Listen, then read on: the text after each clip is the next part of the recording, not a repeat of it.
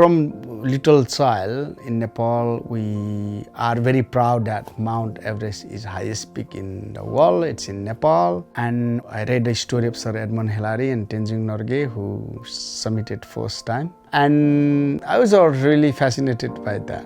And when I was skiing and looking at the mountain, always thought about Everest and always curious and always in my mind that how a double amputee can climb the mountain.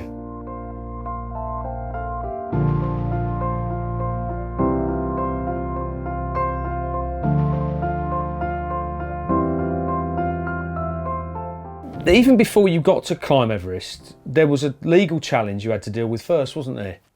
Yeah, so I was set to climb Everest in 2018, and end of 2017, Nepal government brought the rules banning double amputees and visually impaired. I thought that's completely ridiculous. You can't take away someone's right away. So my friend went in the Supreme Court in Nepal, and we campaigned it together. Many people who supported me and him, and we overturned the rule in 4 months. But by the time it was too late, and in 2019 we couldn't raise the fund. 2020, 2021, Corona popped in. So we prepared in 2022 and did it in 2023. Just give me an idea of some of the physical and the mental challenges you faced in climbing Everest. Our physical is I'm 3 times slower than normal people. That means I burn 3 times more energy. That means it takes three times more time. That means I'm 3 times more in risk and anybody who is helping me out.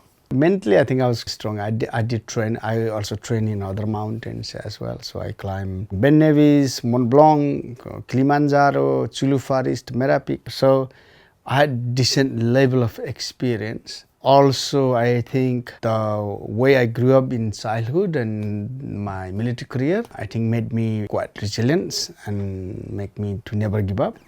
That moment where you actually reach it and you get to the top of it, what's the emotion running through your head then?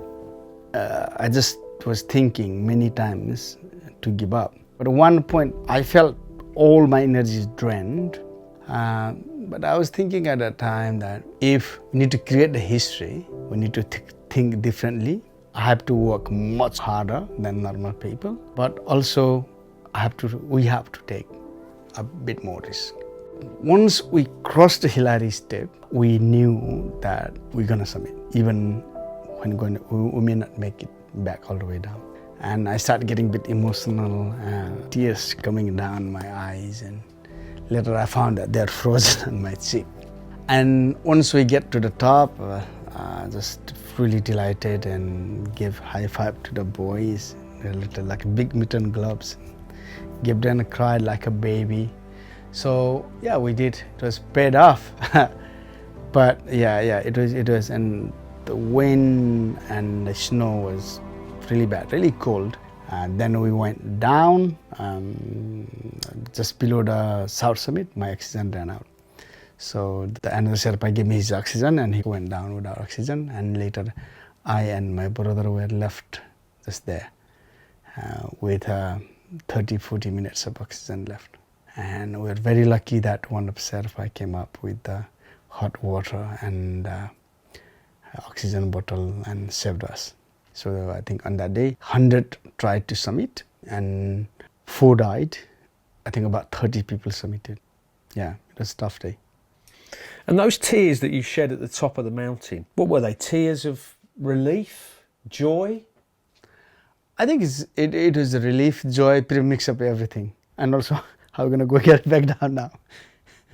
I think going down, pretty much, I think I never scared that much going down. That was the scariest point. Yeah. You know, I dragged down myself on my back, holding the fixed line ropes from South Summit to wall of the Camp 4. And as next to it, there's another dead body, just freshly died. We went down, just when we were arriving at Camp 4, there's another dead body. What do people back in Nepal think about you, Harry, especially now you've done Everest? I think many people, they feel very proud. It not just shows of me, my spirit, but also it shows the Nepalese and Gurkhas spirit. And the government that who actually banned me in 2017, tourism minister came and welcomed me at the airport. And we had more than 100 cameras there. And many of people that who wanted to congratulate me and welcome me. Then I was invited by Prime Minister of Nepal and congratulated at his office. I've heard quite a few veterans in interviews I've done previously where they talk about losing a sense of purpose. Do you think that the climbing has helped replace some of that purpose in your life? Absolutely, absolutely. I was lost. So 1.5, 2 years of my time was lost because I didn't know what I could be able to do.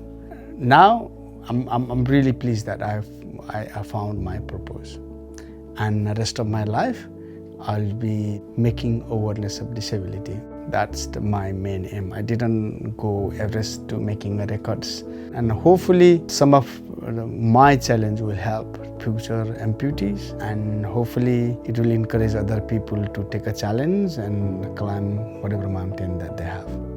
If you like to help veterans like me, please play the Veterans Lottery. Thank you.